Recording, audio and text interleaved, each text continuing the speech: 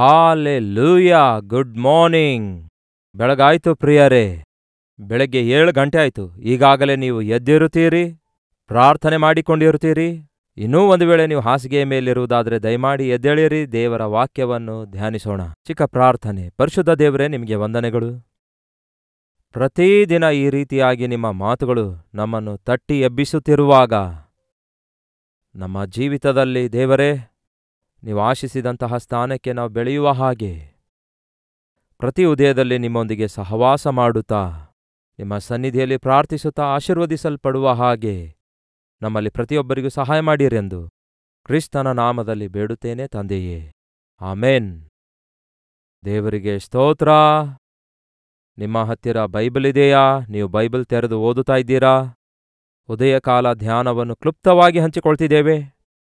ಮತ್ತೆ ಮತ್ತೆ ನೀವು ಆ ವಾಕ್ಯವನ್ನು ಓದಿ ಧ್ಯಾನಿಸಲು ಅವಕಾಶವಿರುತ್ತದೆಂದು ನೆನೆಸಿ, ನೀವು ಓದುತ್ತಿರುವ ವಚನ ಭಾಗಗಳು ಇಲ್ಲವೇ ನೀವು ಈ ಸಂದೇಶದಲ್ಲಿ ಕೇಳುತ್ತಿರುವಂತಹ ರೆಫರೆನ್ಸಸ್ ಇಲ್ಲವೇ ಆ ಅಧ್ಯಾಯವೆಲ್ಲ ಇಲ್ಲವೇ ಆ ಪುಸ್ತಕವೆಲ್ಲ ಓದುವುದಾದರೆ ಇನ್ನು ಎಷ್ಟೋ ಹೆಚ್ಚಾದ ಸಾರಾಂಶವನ್ನು ನೀವು ಹೊಂದಿಕೊಳ್ಳುವವರಾಗಿರ್ತೀರಿ. ಈ ದಿನ ಯೋನನ ಪುಸ್ತಕದಲ್ಲಿನ ವಾಕ್ಯ ಧ್ಯಾನಿಸೋಣ ಬನ್ನಿ. ಅದರಲ್ಲಿ 1ನೇ ಅಧ್ಯಾಯ 6ನೇ ವಚನ ಓದುತ್ತಿದ್ದೇನೆ ಕೇಳ್ರಿ. ಆಗ ಹಡಗಿನ ನಾಯಕನು ಯೋನನ ಬಳಿಗೆ ಬಂದು, ಇದೇನು ನಿದ್ದೆ ಮಾಡುತ್ತೀ? ನಿನಗೇನಾಗಿದೆ? ಎದ್ದು ನಿನ್ನ ದೇವರಿಗೆ ಪ್ರಾರ್ಥನೆ ಮಾಡು.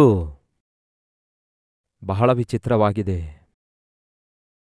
ಯಾರನ್ನು ಹಡಗಿನ ನಾಯಕನು ತಟ್ಟಿ ಎಬ್ಬಿಸ್ತಿದ್ದಾನೆ? ಈ ಯೋನನನ್ನು. ಇವನು ಒಬ್ಬ ಪ್ರವಾದಿಯಾಗಿದ್ದ. ದೇವರ ಪ್ರತಿಯಾಗಿ ನುಡಿಯುವ ಕೆಲಸ ದೇವರು ಒಪ್ಪಿಸಿದ್ರು. ನೀನು ನೆನೆವೆ ಪಟ್ಟಣಕ್ಕೆ ಹೋಗಿ ಅದು 40 ದಿನಗಳೊಳಗೆ ನಾಶನವಾಗುತ್ತದೆ ಎಂದು ಅದಕ್ಕೆ ಪ್ರಕಟಿಸು ಎಂದು ಹೀಗೆ ದೇವರು ತನ್ನ ಮಾತಿನಿಂದ ತನ್ನ ವಾಕ್ಯದಿಂದ ಯೋನನಿಗೆ ದರ್ಶನ ಕೊಟ್ರೆ, ಯೋನ ಆ ನೆನೆವೆ ಪಟ್ಟಣಕ್ಕೆ ಹೋಗಲಾರದೆ ಶಾಪವಚನಗಳನ್ನು ಯಾರು ನುಡಿಯುತ್ತಾರೆ? ದೇವ್ರೇ, ನೀವು ನಾಶವಾಗುತ್ತೀರಿ ಎಂದು ಹೇಳಿದ್ರೆ ಎಲ್ಲಿ ಅವರು ನನಗೆ ಕಲ್ಲೆಸೆದು ಹೊಡೆಯುತ್ತಾರೇನೋ? ಇಲ್ಲವೇ ನೀವು ನಾಶನವಾಗುತ್ತೀರಿ ಅಂದಾಗ, ಅಯ್ಯೋ ದೇವರೇ ನಮ್ಮನ್ನು ಕ್ಷಮಿಸು ಎಂದು ಮೊರೆಯಿಟ್ಟಾಗ ಅವರು ಪಶ್ಚಾತ್ತಾಪ ಪಟ್ಟರೆ ನೀವು ಮನಮರುಗಿ ಅವರನ್ನು ಕ್ಷಮಿಸುತ್ತೀರಿ. ನಿಮ್ಮ ಸಂಗತಿ ಏನೆಂದು ನನಗೆ ಗೊತ್ತು ದೇವರೇ. ಮಧ್ಯದಲ್ಲಿ ನಾನು ಫೂಲ್ ಆಗಿಬಿಡ್ತೇನೆ. ನಾಶನದ ನುಡಿ ಹೇಳಿದ್ರೂ ಸಹ ನಮಗೇನೋ ಆಗಲ್ಲ, ಚೆನ್ನಾಗಿದ್ದೇವ ಅನ್ನುತ್ತಾರೋ ಏನೋ ಎಂದು ಹೀಗೆ ಏನಂದುಕೊಂಡನೋ ಗೊತ್ತಿಲ್ಲ. ಹೌದಲ್ಲವೇ? ದೇವರು ನೆನೆವೆ ಪಟ್ಟಣಕ್ಕೆ ಹೋಗು ಅಂದರೆ ತರ್ಷೀಸಿಗೆ ಹೋಗುವಂತಹ ಅಂದರೆ ಅಪೋಸಿಟ್ ಡೈರೆಕ್ಷನ್ಗೆ ಹೋಗುವ ಹಡಗನ್ನು ಹತ್ತುತ್ತಾನೆ. ಆ ಹಡಗಿನ ತಳಭಾಗಕ್ಕೆ ಹೋಗಿ ಮಲಗಿದನಂತೆ. ಯೋನ ದೇವರ ಸನ್ನಿಧಿ ಬಿಟ್ಟು ಓಡಿ ಹೋಗ್ತಾ ಇದ್ದನೆಂದು ಬೈಬಲ್ನಲ್ಲಿದೆ. ಎಲ್ಲಿಗೆ ಓಡಿ ಹೋಗಲು ಸಾಧ್ಯ? ಹೌದಲ್ಲ ಪ್ರಿಯರೇ, ನಾವು ಎಲ್ಲಿಗೆ ಓಡಿ ಹೋಗಲು ಸಾಧ್ಯ? ಎಲ್ಲಿಗೆ ಓಡಿ ಹೋಗ್ಲಿಕ್ಕಾಗತ್ತೆ? ನಾನು ಸಮೀಪದಿಂದಲೇ ನೋಡುವ ದೇವರಾಗಿದ್ದೇನೋ, ದೂರದಿಂದ ನೋಡುವಂತಹ ದೇವರಲ್ಲವೋ? ನನಗೆ ಕಾಣದಂತೆ ರಹಸ್ಯ ಸ್ಥಳದಲ್ಲಿ ಅಡಗಿಕೊಳ್ಳುವವನು ಯಾರಿದ್ದಾರೆ? ಅವನಿಂದ ಸಾಧ್ಯವೋ ಎಂಬ ಈ ಸತ್ಯವನ್ನೆಲ್ಲ ಅರಿತ ಯೋನ ದೇವರ ಬಳಿಯಿಂದ ಓಡಿ ಹೋಗುವ ಪ್ರಯತ್ನ ಮಾಡುತ್ತಾನೆ. ಈ ದಿನ ನಮ್ಮಲ್ಲಿಯೂ ಬಹಳಷ್ಟು ಜನ ತಪ್ಪು ಮಾಡಿದಾಗ ಚರ್ಚಿಗೆ ಹೋಗಲಾರದೇ ಇರೋದು, ಎಡವಟ್ಟು ಮಾಡಿದಾಗ ಆ ವಿಷಯವನ್ನು ಮನವರಿಕೆ ಮಾಡಿಕೊಳ್ಳದಂತೆ, ಪ್ರಾರ್ಥಿಸದಂತೆ, ಒಪ್ಪಿಕೊಳ್ಳಲಾರದಂತೆ, ಹಾಗೆಯೇ ಜಸ್ಟ್ ಮುಚ್ಚಿಕೊಳ್ಳಲು ಪ್ರಯತ್ನ ಮಾಡುವಂಥದ್ದು ಎಷ್ಟು ವಿಚಿತ್ರ ನೋಡಿ. ತಪ್ಪು ಮಾಡುವುದು ತಪ್ಪೇ ಪ್ರಿಯರೇ, ಆದರೆ ಆ ತಪ್ಪು ಒಪ್ಪಿಕೊಳ್ಳಲಾರದೇ ಇರೋದು ದೊಡ್ಡ ತಪ್ಪು. ತಪ್ಪನ್ನು ತಪ್ಪಿನಿಂದ ತಿದ್ದಲಿಕ್ಕಾಗೋದಿಲ್ಲ, ಆದರೆ ತಪ್ಪನ್ನು ಸರಿಪಡಿಸಿಕೊಳ್ಳುವಾಗಲೇ ತಪ್ಪು ತೊಲಗಿ ಹೋಗ್ತದೆ. ಯೋನನಿಗೆ ಅದು ಸ್ವಲ್ಪ ಟೈಮ್ ಹಿಡಿದಿತು. ಅಲ್ಲಿ ಹೋಗಿ ಅವನು ಟಿಕೆಟ್ ಕೊಂಡುಕೊಂಡು ಅಲ್ಲಿನ ಸೀಟಲ್ಲಿ ಕೂತ್ಕೊಳ್ಳೋದಿಲ್ಲ. ಯಾಕೆಂದರೆ ಯಾರಾದರೂ ಒಂದು ವೇಳೆ ಕಾಣಿಸಿಕೊಂಡು ಎಲ್ಲಿಗೆ ಹೋಗ್ತಾ ಇದ್ದೀಯ ಎಂದು ಕೇಳಿದ್ರೆ ಇನ್ನೊಂದು ಎಲ್ಲಿ ಸುಳ್ಳು ಹೇಳಬೇಕಾಗ್ತದ ಅಂದ್ಕೊಂಡನು. ಹೌದಲ್ಲವೇ? ನಮ್ಮಂತಹ ಸೇವಕರಿಗೆ ಯಾವ ಕಡೆ ಹೋದ್ರೂ ಕೂಡ ಎಲ್ಲರೂ ಮಾತಾಡಿಸ್ತಾ ಇರ್ತಾರೆ. ಎಲ್ಲೇ ಹೊರಗಡೆ ಹೋದ್ರೂ ಕೂಡ ನಾವಿರಬಾರ್ದ ಸ್ಥಳದಲ್ಲಿ ಇದ್ದರೆ ಇನ್ನು ನಮ್ಮ ಕತೆ ಮುಗಿದೋಯ್ತು. ಯಾಕೆಂದರೆ ಮನುಷ್ಯರು ನಮ್ಮನ್ನು ದೇವರ ಸೇವಕರು ಎಂಬುದಾಗಿ ಎಲ್ಲರೂ ದೇವರ ವಾಕ್ಯ ಕೇಳ್ತಾ ಇರುವುದರಿಂದ ನಾವು ಎಲ್ಲಿಗೆ ಹೋದರೂ ಕೂಡ ನಾವು ಯಾರೆಂದು ಗುರುತಿಸುತ್ತಿದ್ದಾರೆ. ಅದಕ್ಕಾಗಿಯೇ ಅಡಗಿಕೊಳ್ಳಲು ಪ್ರಯತ್ನಿಸುತ್ತಾ ಅವಿಧೇಯರಾಗಿರುವಂಥವರು ಯಾವಾಗಲೂ ಎಲ್ಲರೊಂದಿಗೆ ಬೆರೆಯುವುದಿಲ್ಲ, ಫ್ರೀ ಆಗಿರುವುದಿಲ್ಲ. ಅಡಗಿಕೊಳ್ಳಬೇಕೆಂದು ಹಡಗಿನ ತಳಭಾಗಕ್ಕೆ ಹೋದನಂತೆ. ಆದರೆ ದೇವರು ಯೋನನ ದಾರಿಯನ್ನು ತಿರುಗಿಸುವುದಕ್ಕಾಗಿ ಆ ಸಮುದ್ರದಲ್ಲಿ ತೂಫಾನನ್ನು ಹುಟ್ಟಿಸಿದ್ರು. ಆ ತೂಫಾನು ರಭಸವಾಗಿ ಗಾಳಿ ಬೀಸುತ್ತಿರುವಾಗ ಹಡಗಿನಲ್ಲಿದ್ದವರು ತಮ್ಮ ತಮ್ಮ ದೇವರುಗಳಿಗೆ ಪ್ರಾರ್ಥನೆ ಮಾಡ್ತಾ ಇದ್ರು. ಅನೇಕ ವಿಧವಾದ ಮನುಷ್ಯರಿರುತ್ತಾರಲ್ಲವೋ, ಎಲ್ಲರೂ ದೇವರೇ, ದಿಕ್ಕಿಲ್ಲದವರಿಗೆ ನೀವೇ ದೇವರು ಎಂಬುದಾಗಿ ಆವಾಗ ತಾನೇ ಕೂಗಿಕೊಳ್ಳೋದು. ಹೊರಗಡೆ ಎಲ್ಲವೂ ಗೊಂದಲಮಯವಾಗಿದ್ದಾಗ ಒಳಗಡೆ ತಳಭಾಗದಲ್ಲಿ ಯೋನ ಹಾಯಾಗಿ ಮಲಗಿದ. ಆಗ ಹಡಗಿನ ನಾಯಕನು ಎಲ್ಲಿಯಾದರೂ ಹೋಲ್ಸಿವೆಯೇನೋ, ಲೂಪ್ ಹೋಲ್ಸಿವೆಯೇನೋ ತಳಭಾಗದಲ್ಲಿ ಎಂದು ನೋಡಲು ಹಡಗಿನೊಳಗೆ ಏನಾದರೂ ನೀರು ಬರುತ್ತವೆಯೇನೋ ಎಂದು ಪರಿಶೀಲಿಸುತ್ತಾ ಹೋಗುತ್ತಿರುವಾಗ ಆ ತಳಭಾಗದಲ್ಲಿ ಮಲಗಿರುವ ಮನುಷ್ಯನನ್ನು ನೋಡಿದ ಕೂಡಲೇ, ಅಂದರೆ ಯೋನನನ್ನು ನೋಡಿದ ಕೂಡಲೇ, ಇದೇನು ನಿದ್ದೆ ಮಾಡುತ್ತೀ? ನಿನಗೆ ಏನಾಗಿದೆ? ಎದ್ದು ನಿನ್ನ ದೇವರಿಗೆ ಪ್ರಾರ್ಥನೆ ಮಾಡು. ಎಷ್ಟೋ ಸಾರಿ ದೇವರು ನಮ್ಮನ್ನು ಕೂಡ ಹಾಗೆಯೇ ಎಬ್ಬಿಸುತ್ತಿದ್ದಾರೆ. ಎಷ್ಟೋ ಸಾರಿ ಪ್ರಾರ್ಥಿಸುವಂತಹ ನಾವು ನಿದ್ದೆಯ ಮೊಬ್ಬಿನಲ್ಲಿರುತ್ತಿದ್ದೇವೆ. ಒಬ್ಬ ಯೌವನಸ್ಥನು ಸೇವೆಗಾಗಿ ಸಿದ್ಧಗೊಳ್ಳುತ್ತಿರುವಾಗ ಒಂದು ಮೀಟಿಂಗಾಗಿ ನನ್ನನ್ನು ಕರೆದಾಗ ಹೋದೆ. ಅವನು ಹಾಸಿಗೆ ಹಾಕಿಕೊಂಡು ಮಂಚದ ಮೇಲೆ ಮಲಗಿರುವಾಗ ಆ ಮಂಚದ ಎದುರುಗಡೆ, ನೀನು ಎದ್ದು ಇದೇನು ನಿದ್ದೆ ಮಾಡುತ್ತೀ, ನೀನು ಎದ್ದು ಪ್ರಾರ್ಥಿಸು ಎಂಬ ವಾಕ್ಯ ಬರೆದಿಟ್ಕೊಂಡಿದ್ರು. ಕಣ್ಣು ತೆರೆದ ಕೂಡಲೇ ಮಂಚದ ಮೇಲೆ ಆ ವಾಕ್ಯ ಎದುರುಗಡೆ ಕಣ್ಣಿಗೆ ಕಾಣಿಸ್ತಾ ಇತ್ತು. ನೀವು ಕೂಡ ಹಾಗೆ ಬರೆದಿಟ್ಕೊಳ್ಳಿ. ಎಷ್ಟೊತ್ತು ನಿದ್ರೆ ಮಾಡೋದು ಹೇಳ್ರಿ? ಎಷ್ಟು ಟೈಮ್ ಆಯ್ತು ನೋಡಿ. ಯಾವಾಗ ಮಲಗಿಕೊಂಡೆ? ಎಷ್ಟೊತ್ತು ಮಲಗಿಕೊಂಡೆ? ಕನಿಷ್ಠ 6 ಗಂಟೆಗಳವರೆಗೂ ಮಲಗಿದ್ರೆ ಸಾಕು, ಹೋಗ್ಲಿ 7 ಗಂಟೆ ಅಂದುಕೊಳ್ಳಿ. ಗಂಟೆಗಳವರೆಗೂ ಮಲಗೋದೆ, ನಿದ್ದೆಯಿಂದ ಎದ್ರೂ ಕೂಡ ಮಂಚದಿಂದ ಇಳಿಯುವುದಿಲ್ಲ. ಅವಿಧೇಯತೆಯಲ್ಲಿರುವವರಿಗೆ ಪ್ರಾರ್ಥನೆ ಮಾಡುವ ಮನಸ್ಸಾಗೋದಿಲ್ಲ. ಮನಸ್ಸು ಸರಿಯಾಗಿಲ್ಲದಂಥವರು, ದೇವರೊಂದಿಗೆ ಸರಿಯಾಗಿಲ್ಲದಂಥವರು ದೇವರೇ ಎಂದು ದೇವರಿಗೆ ಮೊರೆ ಇಡುವುದಿಲ್ಲ. ಇದೇನು ನಿದ್ದೆ ಮಾಡುತ್ತೀ, ಎದ್ದೇಳು ಎಂದು ಹೇಳಿ ಕರೆದುಕೊಂಡು ಹೋದಾಗ, ಏನಯ್ಯ ಏನಿದು, ಎಲ್ಲರೂ ಪ್ರಾರ್ಥನೆ ಮಾಡ್ತಿರುವಾಗ ನೀನ್ಯಾಕೆ ನಿದ್ದೆ ಮಾಡ್ತಾ ಇದ್ದೀ? ಇಲ್ಲಿ ನೋಡಿ, ಎಲ್ಲರಿಗೆ ಬುದ್ಧಿ ಹೇಳಬೇಕಾದವನು ಬುದ್ಧಿ ಹೇಳಿಸಿಕೊಳ್ತಿದ್ದಾನೆ. ನಮ್ಮ ಮಕ್ಕಳಿಗೆ ಬುದ್ಧಿ ಹೇಳುವ ವಿಷಯ ಅವರೇ ಬಂದು ನಮಗೆ ಬುದ್ಧಿ ಹೇಳಿದ್ರೆ ಹೇಗಿರುತ್ತೆ ನೋಡಿ. ಮಕ್ಕಳನ್ನು ನೀವು ತಿದ್ದಲು ಪ್ರಯತ್ನಿಸ್ತಾ ಇದ್ದೀರಿ, ಆದರೆ ನಿಮ್ಮನ್ನು ನೀವು ತಿದ್ದುಕೊಳ್ತಾ ಇದ್ದೀರಾ? ಒಬ್ಬ ಬೋಧಕನು ಬೋಧೆ ಮಾಡುತ್ತಾ ಎಲ್ಲರನ್ನೂ ತಿದ್ದುತ್ತಾನೆ. ಆ ಬೋಧನೆಯನ್ನು ನಾನು ಅನುಸರಿಸುತ್ತಿದ್ದೇನೋ ಇಲ್ಲವೋ ಎಂದು ಪರಿಶೀಲಿಸದೆ ತಿದ್ದುವುದಾದರೆ ಬಹುಶಃ ಮನುಷ್ಯರು ಒಪ್ಪಿಕೊಳ್ಳಬಹುದೇನೋ, ಆದರೆ ದೇವರು ಮಾತ್ರ ಬೋಧಿಸಿ ಅದನ್ನು ಅನುಸರಿಸಲಾರದವನು ಪರಲೋಕದಲ್ಲಿ ಅಲ್ಪನಾಗಿರುತ್ತಾನೆ ಎಂದು ಹೇಳಿದ್ದಾರೆ. ಫರಿಸಾಯರ ವಿಷಯದಲ್ಲಿ ಅವರು ಹೇಳುತ್ತಾರೆ, ಆದರೆ ಮಾಡುವುದಿಲ್ಲ ಅನ್ನುತ್ತಾರೆ. ಈ ದಿನ ಎಲ್ಲರಿಗೂ ಪ್ರಾರ್ಥನೆ ಮಾಡಿಕೊಳ್ಳಿರಿ ಎಂದು ಹೇಳುವವರು ಎಷ್ಟೋ ಜನ ಇದ್ದಾರೆ, ಆದರೆ ನೀವು ಎಷ್ಟು ಹೊತ್ತು ಪ್ರಾರ್ಥಿಸ್ತೀರಿ ಒಮ್ಮೆ ಯೋಚಿಸಿ. ಎಲ್ಲರಿಗೂ ಚರ್ಚಿಗೆ ಹೋಗಂತ ಹೇಳಿ ನೀವೇ ಹೋಗಲಾರದೇ ಇದ್ರೆ ಹೇಗಿರುತ್ತೆ? ಹೇಗಿದೆ ನಮ್ಮ ಭಕ್ತಿ ಒಮ್ಮೆ ಆಲೋಚಿಸಿರಿ. ತಟ್ಟಿ ಎಬ್ಬಿಸಿದಾಗ ಇದಕ್ಕೆ ಕಾರಣ ನಾನೇ ಎಂದು ಪಶ್ಚಾತ್ತಾಪ ಪಡ್ತಾನೆ. ನನ್ನಿಂದಲೇ ತೂಫಾನು ಬಂತು, ನನ್ನನ್ನು ಸಮುದ್ರದಲ್ಲಿ ಹಾಕು ಅನ್ನುತ್ತಾನೆ. ಒಪ್ಪಿಕೊಳ್ತಾನೆ. ಒಪ್ಪಿಕೊಂಡ ಪ್ರಿಯರೇ, ಪರಿಶುದ್ಧಾತ್ಮದೇವರು ನಮ್ಮ ತಪ್ಪನ್ನು ಒಪ್ಪಿಸುವಾಗ ನಾವು ಒಪ್ಪಿಕೊಳ್ಳುವುದಾದರೆ ನಮಗೇ ಒಳ್ಳೆಯದು. ಕೊನೆಗೆ ಯೋನನನ್ನು ಎತ್ತಿ ಸಮುದ್ರದಲ್ಲಿ ಹಾಕ್ತಾರೆ. ಗಾಳಿ ನಿಂತೋಗುತ್ತೆ, ತೂಫಾನು ನಿಂತೋಗುತ್ತೆ. ಸಮುದ್ರದಲ್ಲಿದ್ದಂಥವರು, ಎಲ್ಲಾ ದೇವರುಗಳಿಗೆ ಪ್ರಾರ್ಥನೆ ಮಾಡುತ್ತಾ ಇದ್ದಂಥವರು, ಯಾವಾಗ ತೂಫಾನು ನಿಂತೋಯ್ತೋ, ಯಾವಾಗ ಜೀವಸ್ವರೂಪನಾದ ದೇವರ ಸೇವಕನಾಗಿದ್ದೇನೆಂದು ಹೇಳಿ ಯೋನನು ಪಾಪ ಒಪ್ಪಿಕೊಂಡನೋ, ಅಲ್ಲಿ ಒಂದು ಅದ್ಭುತ ನಡೆದಿತ್ತು. ಯೆಹೋವನೇ ದೇವರು ಎಂದು ಎಲ್ಲರೂ ಒಪ್ಪಿಕೊಂಡರು ಎಂದು ವಾಕ್ಯ ಹೇಳ್ತದೆ. ಮತ್ತೆ ಯೋನನ ಸಂಗತಿ ಏನಾಯ್ತು? ಒಂದು ತಿಮಿಂಗಲವು ಯೋನನನ್ನು ನುಂಗಿತು. ಇತ್ತೀಚಿನವರೆಗೆ ಇದನ್ನು ಯಾರೂ ನಂಬುತ್ತಿರಲಿಲ್ಲ. ನಾವೇ ಮೀನುಗಳನ್ನು ನುಂಗುವಾಗ ಮೀನುಗಳು ಮನುಷ್ಯರನ್ನು ನುಂಗುವುದು ಹೇಗೆ ಅನ್ನುತ್ತಾ ಇದ್ರಂತೆ. ಆದರೆ ಈಗ ಕಂಡುಕೊಂಡಿದ್ದಾರೆ ಎಂತಹ ದೊಡ್ಡ ದೊಡ್ಡ ತಿಮಿಂಗಗಳು, ಮೀನುಗಳು ಇವೆ ಎಂಬುದಾಗಿ. ದೇವರು ಒಂದು ಮೀನಿಗೆ, ಒಂದು ತಿಮಿಂಗಲಕ್ಕೆ ಅಪ್ಪಣೆ ಕೊಡ್ತಾರೆ, ನನ್ನ ಸೇವಕನನ್ನು ನುಂಗು ಎಂದು. ಆಗ ಯೋನ ಮೀನಿನ ಹೊಟ್ಟೆಯೊಳಗೆ ಹೋಗಿ ಆ ಹೊಟ್ಟೆಯೊಳಗಡೆ ಬಿದ್ದಾಗ ಅಲ್ಲಿ ಕೂಲಾಗಿರುತ್ತೆ, ಸ್ವಲ್ಪ ಹೊತ್ತು ಹಾಟ್ ಆಗಿರುತ್ತೆ, ವಾಮ್ ಆಗಿ ಕೂಡ ಇರುತ್ತೆ. ಆದರೆ ಸ್ವಲ್ಪ ತಾದ್ಮೇಲೆ ನಾವು ತಿಂದ ಪದಾರ್ಥಗಳೆಲ್ಲವೂ ಸ್ವಲ್ಪ ತಾದ ಮೇಲೆ ಏನಾಗ್ತದೆ ಗೊತ್ತಾ? ಲಾವರಸ ಹರಿಯುತ್ತೆ. ಅದು ನಮ್ಮ ಆಹಾರವನ್ನೆಲ್ಲ ಕರಗಿಸಿಬಿಡುತ್ತೆ. ಅದು ಬಹಳ ಮಿಕ್ಸಿಯಲ್ಲಿ ಹಾಕಿದಂತೆ ಕರಗಿಸಿಬಿಡುತ್ತೆ. ಅದಕ್ಕೆ ಎಲ್ಲವೂ ಕರಗುತ್ತೆ. ಆದರೆ ಇಲ್ಲೊಂದು ವಿಚಿತ್ರ ಕಾರ್ಯ ನಡೆಯುತ್ತೆ.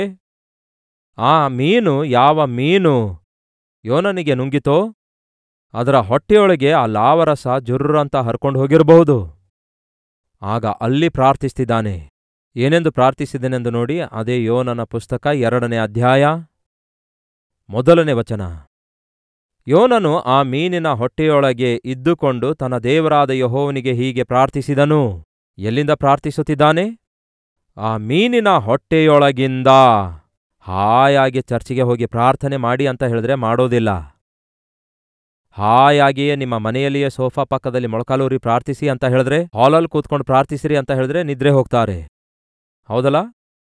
ಚೆನ್ನಾಗಿ ಎಸಿಯ ಚರ್ಚ್ಗಳಲ್ಲಿ, ಫ್ಯಾನ್ ಹಾಕಿರುವ ಚರ್ಚ್ನಲ್ಲಿ, ಕುರ್ಚಿ ಹಾಕಿರುವ ಚರ್ಚ್ನಲ್ಲಿ, ಒಳ್ಳೆ ವಾತಾವರಣದಲ್ಲಿ ಎಲ್ಲರೂ ಪ್ರಾರ್ಥನೆ ಮಾಡುತ್ತಿರುವಾಗ ಪ್ರಾರ್ಥಿಸಿರಿ ಅಂತ ಹೇಳಿದ್ರೆ ನಿದ್ರಿಸುವವನು,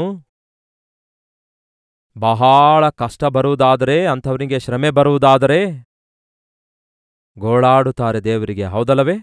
ಅದಕ್ಕೆ ಶ್ರಮೆಯಲ್ಲಿರುವುದು ನನಗೆ ಮೇಲು ಎಂಬುದಾಗಿ ದಾವೀದನು ಹೇಳ್ತಾನೆ. ಮೀನಿನ ಹೊಟ್ಟೆಯೊಳಗಿಂದ ಯೋನನು ಈ ರೀತಿಯಾಗಿ ಪ್ರಾರ್ಥಿಸಿದನು. ಪ್ರಾರ್ಥನೆ ಮಾಡಲು ನಮಗೆಲ್ಲ ಸೌಕರ್ಯ ಅಗತ್ಯ ಇಲ್ಲ ಪ್ರಿಯರೇ. ಪ್ರಸಂಗ ಮಾಡಬೇಕಾದರೆ ಮೈಕ್ರೋಫೋನ್ ಬೇಕು, ಸ್ಟೇಜ್ಗಳು ಬೇಕು, ಈ ರೀತಿ ಸೋಷಿಯಲ್ ಮೀಡಿಯಾದಲ್ಲಿ ಬರಬೇಕಾದ್ರೆ ಎಷ್ಟೋ ಎಕ್ವಿಪ್ಮೆಂಟ್ ಬೇಕು, ಎಷ್ಟೋ ಟೀಮ್ ಬೇಕು. ಆದರೆ ದೇವರೊಂದಿಗೆ ಮಾತಾಡಲು ಒಂದು ನಯ ಪೈಸದ ಖರ್ಚಿಲ್ಲ ಪ್ರಿಯರೇ. ದೇವರೊಂದಿಗೆ ಎಲ್ಲಿಂದಾದರೂ ಕೂಡ ಮಾತಾಡಬಹುದು, ಯಾವತ್ತಾದರೂ ಮಾತಾಡಬಹುದು, ಯಾವ ಹೊತ್ತಲ್ಲಾದರೂ ದೇವರೊಂದಿಗೆ ಮಾತಾಡಬಹುದು. ಆದರೆ ಮನುಷ್ಯರು ಪ್ರಾರ್ಥನೆ ಅಂದರೆ ನಿರ್ಲಕ್ಷ್ಯ ಮಾಡ್ತಾರೆ. ಪ್ರಾರ್ಥನೆ ಮಾಡಿದೀರಾ ಎಂದು ಕೇಳೋದಿಲ್ವಲ್ಲ? ಇಂದಿನಿಂದ ನೀವು ಒಬ್ಬರ ಸಂಗಡಲೊಬ್ಬರು ಮಾತಾಡುವಾಗ ಪ್ರಾರ್ಥಿಸಿದ್ದೀರಾ ಎಂದು ಕೇಳ್ರಿ. ಊಟ ಮಾಡಿದೀರಾ, ಚೆನ್ನಾಗಿದ್ದೀರಾ ಎಂದು ಕೇಳೋದು ಒಳ್ಳೆಯದೇ. ಆದರೆ ಪ್ರಾರ್ಥನೆ ಮಾಡಿದೀರಾ, ಬೈಬಲ್ ಓದಿದೀರಾ ಎಂದು ಒಬ್ಬರನ್ನೊಬ್ಬರು ಪ್ರಶ್ನಿಸಿಕೊಳ್ಳುವುದಾದರೆ, ಪ್ರಾರ್ಥನೆಯ ಸಮಯ ನಮ್ಮ ಜೀವಿತವನ್ನು ಸರಿಪಡಿಸಿಕೊಳ್ಳುವುದಕ್ಕಾಗಿ ಎಷ್ಟೋ ಮುಖ್ಯವಾದದ್ದಾಗಿದೆ. ಯೋನ ಒಂದು ವೇಳೆ ಅಲ್ಲಿಯೂ ಕೂಡ ಪ್ರಾರ್ಥನೆ ಮಾಡದೆ ನಿದ್ರೆ ಮಾಡಿದೆಯೇ ಆದರೆ ಇನ್ನಷ್ಟೇ ಆ ಮೀನಿನ ಹೊಟ್ಟೆಯೊಳಗೆ ಕರಗಿ ಪೂರ್ತಿ ಕರಗಿ ಹೋಗ್ತಿದ್ದ. ಆದರೆ ಅಲ್ಲಿ ಆ ಹೊಟ್ಟೆಯೊಳಗೆ ಬಿದ್ದ ಕೂಡಲೇ ಆ ಲಾವರಸ ಹರಿಯುತ್ತಿರುವಾಗಲೇ, ಪ್ರಭುವೇ ನಿನ್ನ ಸೇವಕನನ್ನು ಜ್ಞಾಪಕ ಮಾಡಿಕೋ, ಈ ಅವಿಧೇಯನನ್ನು ಜ್ಞಾಪಕ ಮಾಡಿಕೋ ಎಂದು ಕೇಳ್ತಾನೆ. ನಾನಂದುಕೊಳ್ತೇನೆ, ದೇವರು ಮೀನಿಗೆ ಹೇಳಿರುತ್ತಾರೆ, ನೀನು ಕೂಡ ಉಪವಾಸವಾಗಿರು, ಏನನ್ನು ಕರಗಿಸಿಕೊಳ್ಳಬೇಡ, ಎಲ್ಲವೂ ಹಾಗೆ ಇಟ್ಕೋ. 3 ದಿನಗಳವರೆಗೂ ಯೋನ ಮೀನಿನ ಹೊಟ್ಟೆಯೊಳಗೆ ಉಪವಾಸವಿದ್ದು ಪ್ರಾರ್ಥನೆ ಮಾಡಿದ ಪ್ರಿಯರೇ. ಕುಡಿಯಲು ನೀರು ಕೂಡ ಇರಲಿಲ್ಲ. 3 ದಿನ ಉಪವಾಸ ಪ್ರಾರ್ಥನೆ ಅನ್ನುತ್ತಾರೆ, ಆದರೆ 3 ರಾತ್ರಿ ಕೂಡ ಮಾಡಲ್ಲ, 3 ಗಂಟೆಗಳು ಕೂಡ ಮಾಡಲ್ಲ. ಕೆಲವೊಂದು ಸಾರಿ ಒಂದು ಆಳವಾದಂತಹ ಪಶ್ಚಾತ್ತಾಪದೊಂದಿಗೆ ಯೋನ ತನ್ನ ಸ್ಥಿತಿಯನ್ನು ಸರಿಪಡಿಸಿಕೊಳ್ತಾನೆ, ತನ್ನ ಅವಿಧೇಯತೆ ಒಪ್ಪಿಕೊಳ್ತಾನೆ. ಪ್ರಾರ್ಥನೆ ಅಂದರೆ ಒಪ್ಪಿಕೊಳ್ಳುವಂಥದ್ದಾಗಿದೆ, ಸರಿಪಡಿಸಿಕೊಳ್ಳುವಂಥದ್ದಾಗಿದೆ, ತಿದ್ದುಕೊಳ್ಳುವಂಥದ್ದಾಗಿದೆ. ದೇವರ ಸಹಾಯಕ್ಕೋಸ್ಕರ ಕೋರಿಕೊಳ್ಳುವಂಥದ್ದಾಗಿದೆ, ದೇವರ ಕೃಪೆಗೋಸ್ಕರ ಬೇಡಿಕೊಳ್ಳುವಂಥದ್ದಾಗಿದೆ. ನಿಮ್ಮಲ್ಲಿ ಎಷ್ಟು ಜನ ಪ್ರಾರ್ಥನೆ ಜೀವಿತ ಹೊಂದಿದವರಾಗಿದ್ದೀರಿ? ಸಭೆಗಳಲ್ಲಿ ಮಧ್ಯವಾರದ ಪ್ರಾರ್ಥನೆಗಳು ನಡೆಯುತ್ತಾ ಇರುತ್ತವೆ. ವಿಚಿತ್ರವೇನೆಂದರೆ, ಉಪವಾಸ ಪ್ರಾರ್ಥನೆ ಅಂದ ಕೂಡಲೇ ಒಬ್ಬರಿಬ್ಬರು ಕೂಡ ಹಾಜರಾಗದೇ ಇರುವಂತಹ ವಿಷಯ ಎಷ್ಟೋ ವಿಷಾದಕರವಾಗಿದೆ. ಭಾನುವಾರ ಆರಾಧನೆಗೆ ಬರುವಂಥವರು ಉಪವಾಸ ಪ್ರಾರ್ಥನೆಗೆ ಬಂದು ಹಾಜರಾಗಲ್ಲ. ಆದರೆ ಉಪವಾಸ ಪ್ರಾರ್ಥನೆ ನಮ್ಮೆಲ್ಲರಿಗೆ ಎಷ್ಟೋ ಮೇಲುಕರವಾಗಿದೆ. ಆಧ್ಯಾತ್ಮಿಕವಾಗಿ ಒಂದು ಉಜ್ಜೀವನವನ್ನು ನೋಡುವುದಕ್ಕಾಗಿ, ಪರಿಪೂರ್ಣತೆಯನ್ನು ಹೊಂದುವುದಕ್ಕಾಗಿ ಪ್ರಾರ್ಥನೆಯ ಸಮಯ ನಮಗೆಷ್ಟೋ ಸಹಕಾರವಾಗಿರುತ್ತೆ. ನಮಗೋಸ್ಕರ ನಾವು ಪ್ರಾರ್ಥನೆ ಮಾಡಿಕೊಳ್ಳೋದಷ್ಟೇ ಅಲ್ಲ, ಪ್ರಸ್ತುತ ಪ್ರಪಂಚಕ್ಕಾಗಿ ಪ್ರಾರ್ಥಿಸುವ ಅಗತ್ಯತೆ ಎಷ್ಟೋ ಇದೆ. ಕ್ರೈಸ್ತೀಯ ಸಭೆಗಳಿಗೋಸ್ಕರ, ಸಾರ್ವಾರ್ಥಿಕ ಸಭೆಗೋಸ್ಕರ, ಪ್ರಪಂಚದಾದ್ಯಂತ ಚೆದರಿ ಹೋಗಿರುವ ವಿಶ್ವಾಸಿಗಳೆಲ್ಲರಿಗೋಸ್ಕರ, ಕ್ರಿಸ್ತನ ರಕ್ತದಲ್ಲಿ ತೊಳೆಯಲ್ಪಟ್ಟಂತಹ ಪ್ರತಿಯೊಬ್ಬರಿಗಾಗಿ, ಯಾವುದೇ ಡಿನಾಮಿನೇಷನ್ ಆಗಲಿ, ಯಾವುದೇ ಸಭೆಯಾಗಲಿ, ಯಾವುದೇ ದೇಶದಲ್ಲಾಗಲಿ, ಯಾವುದೇ ಪ್ರಾಂತ್ಯದಲ್ಲಾಗಲಿ ಇದ್ರೂ ಕೂಡ ನಾವೆಲ್ಲರೂ ಮೊದಲಿಗಿತ್ತಿ ಸಭೆಯಾಗಿ ಮೊದಲಿಂಗನ ಬರೋಣಕ್ಕಾಗಿ ಸಿದ್ಧರಾಗಿರಬೇಕೆಂದು ಗುರುತಿಸಿ ಒಬ್ಬರಿಗೋಸ್ಕರ ಒಬ್ಬರು ಪ್ರಾರ್ಥಿಸಬೇಕೆಂಬ ಮಾತನ್ನು ನಾವು ಅನುಸರಿಸಬೇಕಾಗಿದೆ.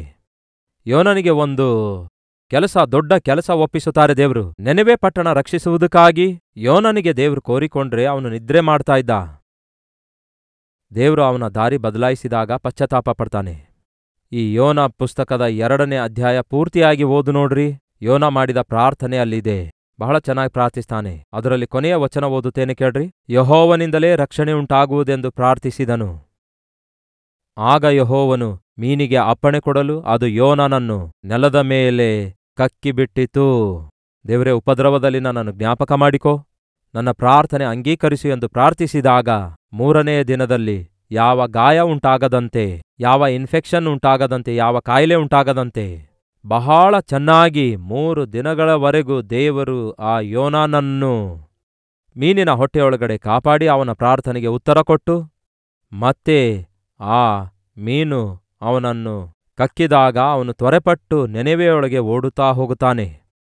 ಹೋಗಿ ದೇವರ ಸಂದೇಶವನ್ನು ಸಾರುತ್ತಾನೆ. ಆ ಪಟ್ಟಣವೆಲ್ಲ ಅಂದರೆ 1,20,000 ಜನರು ಪಶ್ಚಾತ್ತಾಪಪಟ್ಟು ಉಪವಾಸವಿದ್ದು ಪ್ರಾರ್ಥಿಸಿದಾಗ ದೇವರು ಉಗ್ರತೆಯನ್ನು ತೊಲಗಿಸಿ ಅವರನ್ನು ಕನಿಕರಿಸಿ ಕ್ಷಮಿಸುತ್ತಾರೆ. ನಮ್ಮ ಮೇಲೆ ದೊಡ್ಡ ಜವಾಬ್ದಾರಿಕೆ ಇದೆ ಪ್ರಿಯರೇ. ಇತರರಿಗಾಗಿ ಪ್ರಾರ್ಥಿಸಬೇಕು, ದೇಶಗಳಿಗಾಗಿ ಪ್ರಾರ್ಥಿಸಬೇಕು, ಸಭೆಗಳಿಗೋಸ್ಕರ ಪ್ರಾರ್ಥಿಸಬೇಕು, ಪ್ರಾರ್ಥಿಸಿ ಪ್ರಕಟಿಸಬೇಕು, ಪ್ರಕಟಿಸಿ ಪ್ರಾರ್ಥಿಸಬೇಕು. ಪ್ರಕಟಿಸೋದು ಪ್ರಾರ್ಥನೆ ಮಾಡುವಾಗ ಪರಿಶುದ್ಧಾತ್ಮನ ಕಾರ್ಯಗಳು ಈ ಅಂತ್ಯದಿನಗಳಲ್ಲಿ ನಡೆಯುತ್ತಾ ಇರುತ್ತವೆ. ಸಭೆಗಳಲ್ಲಿ ಪ್ರಾರ್ಥನೆಯ ಅಗತ್ಯವಿದೆ. ಸುವಾರ್ತೆ ಪ್ರಕಟಣೆ ವಿಸ್ತಾರವಾಗಿ ನಡೆಯುತ್ತಿದೆ. ಆದರೆ ಪ್ರಾರ್ಥನೆ ಇಲ್ಲದ ಸುವಾರ್ತೆ ಶಕ್ತಿ ಇಲ್ಲದ ಸುವಾರ್ತೆಯಾಗಿರುತ್ತೆ. ಎಷ್ಟೇ ಚೆನ್ನಾಗಿ ಎಲೆಕ್ಟ್ರಿಸಿಟಿ ಬಲ್ಬ್ಗಳನ್ನು ನೀವು ಅರೇಂಜ್ ಮಾಡಿದ್ರೂ ಕೂಡ ಅದಕ್ಕೆ ಎಲೆಕ್ಟ್ರಿಸಿಟಿ ಸಪ್ಲೈ ಇಲ್ಲದಿದ್ದರೆ ಅದು ನಿಷ್ಪ್ರಯೋಜನವಾಗಿರುತ್ತೆ. ನೀವೆಷ್ಟೋ ಮೀಟಿಂಗ್ಸ್ಗಳನ್ನು ಇಟ್ಕೊಂಡು ಎಷ್ಟೋ ನಾನಾ ವಿಧವಾದ ಒಂಥರ ಆಕರ್ಷಣೆಯಿಂದ ಕೂಟಗಳನ್ನು ನಡೆಸಿದ್ರೂ ಕೂಡ ಪ್ರಾರ್ಥನೆ ಇಲ್ಲದಿರುವಾಗ ಪವಿತ್ರಾತ್ಮನ ಕಾರ್ಯಗಳು ನಡೆಯುವುದಿಲ್ಲ, ಆತ್ಮಗಳ ರಕ್ಷಣೆಯ ಕಾರ್ಯ ನಡೆಯುವುದಿಲ್ಲ. ದೇವರು ನಮಗೆ ಕೊಟ್ಟ ಕೆಲಸವನ್ನು ಪ್ರಾರ್ಥನೆಯಿಂದ ಮಾಡೋಣ. ನಮ್ಮ ಸಭೆಗಳಿಗೆ ಹೋಗಿ ಪ್ರಾರ್ಥಿಸೋಣ, ದೇವರ ಸನ್ನಿಧಿಯಲ್ಲಿ ವಿಜ್ಞಾಪಿಸೋಣ.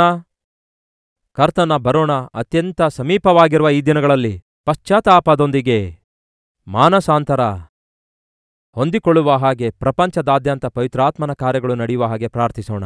ಪ್ರಾರ್ಥನೆ. ಪರಿಶುದ್ಧ ದೇವರೇ, ಪ್ರೀತಿಯುಳ್ಳ ತಂದೆಯೇ,